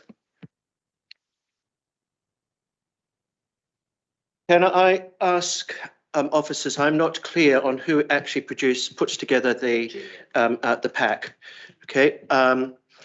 And I definitely do not. We'll come to Gillian in a second. Definitely do not wish, to create additional work, for officers, particularly if it's results in any duplication of effort or output. But Gillian, before we go to your resolution. So just to clarify, I do understand where Councillor Hellier-Simmons is coming from, and understand that in the past, if we go back 6 or 7 years, it has been possible to do a cut and paste exercise. Because of the way the reports are now posted on the Ofsted website, that exercise in itself is not simple because the reports are pasted in an HTML format and cutting and pasting them. So extracting the text becomes quite tricky in terms of putting it into then the report that goes into the system that then comes out to members. It does become quite a lengthy exercise because it all needs reformatting and recalibrating, so that the text doesn't come through in quite the same format. And in that kind of intervening 6 or 7 year period, the reports have changed quite dramatically. So we've moved from 15-page reports to 5-page summary reports, which contain, I think, as Chair you've said, those summaries at the beginning. So what I could, with ease, provide for members, if that would be suitable, would be to add to the grid of schools that we have that you've previously asked for and I've produced for this meeting, the list of schools and the date of their inspection and the outcome of that inspection, is that I could add a column to that list with the hyperlink that would take you straight to that report online, which is where the reports are stored. So I don't know whether that's a solution, Chair. Okay, Come back then, Andrew. I hear what Gillian's saying, and I do sympathise with that if you can't cut and paste. So maybe it would be sufficient just to have the strengths and the development areas, which is a very simple secretarial task to copy out, because there's never more than a dozen of each, and there's never more than 2 or 3 Ofsteds that have happened since the last meeting. Right. Well, Gillian has explained very clearly, some of the technical reasons why this is not a straightforward or simple exercise. I do appreciate, what you're desiring to achieve. Okay, but again, we do need to be. I believe we need to be very, very mindful, of the officers' views on this issue. I think that we have aired this issue sufficiently. Okay, it's not the first time either, that it has been aired. So I think we're now in a position, I think to make a decision. I will take one final comment, Anne. I was just wondering, actually, do you have somebody who can advise you on that IT issue? Because that's what it sounded like to me in the council. Yeah. Good point. Sorry, the mic is working. I think there's an issue about the entire reformatting that we would have to undertake. That appears to be the significant challenge that we've got here. Okay, and Alison, you had your hand up. Yeah, I was going to suggest we brought Gillian in immediately because I knew this was always part of what she did when I chaired Children's Services. Yes, thank you.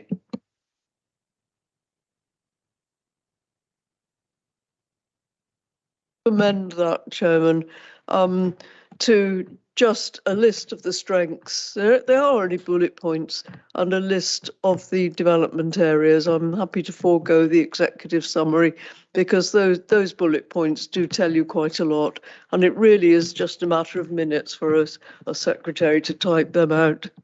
So that's my proposal. Okay, now we can take a vote on that proposal in a moment. I'll come to you, Helen. Before we take any vote, but I'd also like us to be very, very mindful of what Gillian has proposed and offered to do, with a simple hyperlink to the new table that she, has very kindly provided in today's or this meeting's pack. Helen, did you have something further to add? I think, just to be clear, there isn't a lot of secretarial or business support around to help with this task. So I just have to make that known. Thank you.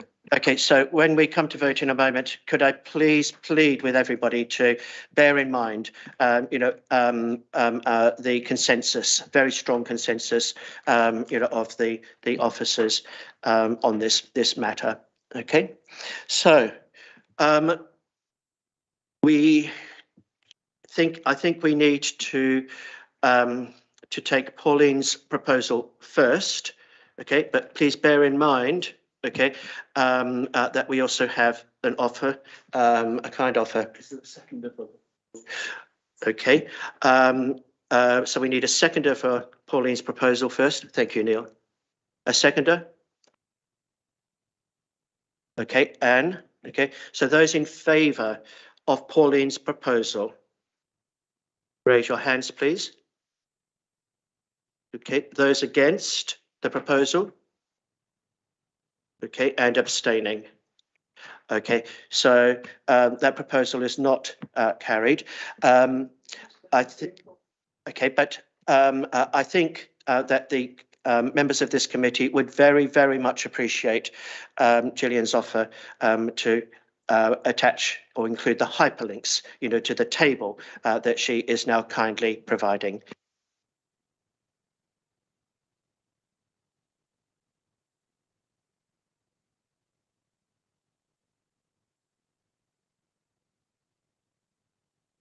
I can't remember now, Andrew. I'm not sure.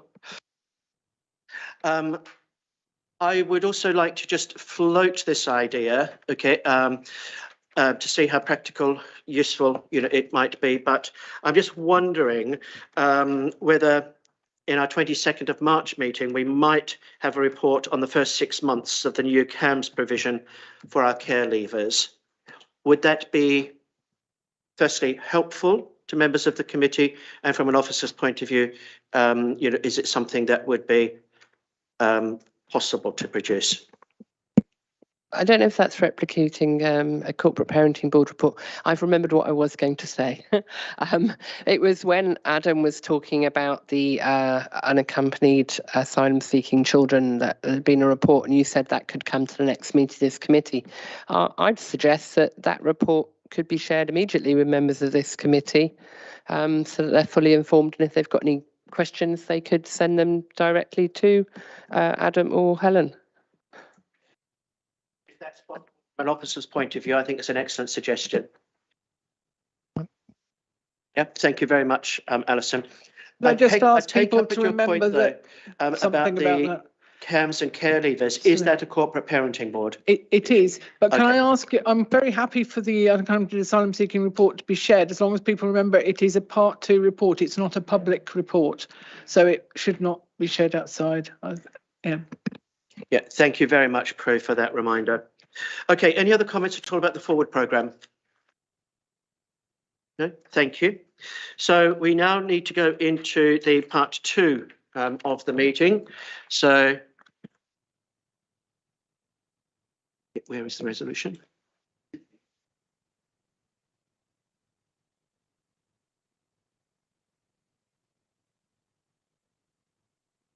Thank you.